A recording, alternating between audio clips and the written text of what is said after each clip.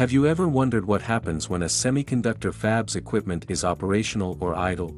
In chip manufacturing, every second counts, and understanding the concept of equipment time, commonly referred to as uptime and downtime, is critical. Uptime represents the moments when equipment is fully operational, producing high-quality silicon wafers. This is the heart of manufacturing efficiency, where advanced tools like lithography machines, etchers, and testers operate in perfect sync to meet production demands. Consistent uptime ensures smooth workflows, meets customer deadlines, and directly impacts yield, the percentage of usable chips on a wafer. But what about downtime? This is when equipment is non-operational due to planned maintenance, unexpected breakdowns, or reconfigurations. Downtime can cripple productivity, delay deliveries, and increase manufacturing costs. A single malfunction in a lithography tool can halt an entire production line.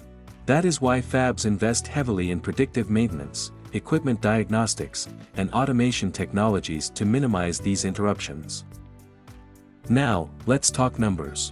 Overall equipment effectiveness, OEE, often measures the balance between uptime and downtime. OEE combines availability, performance, and quality, giving fab managers a clear picture of how well their equipment is utilized.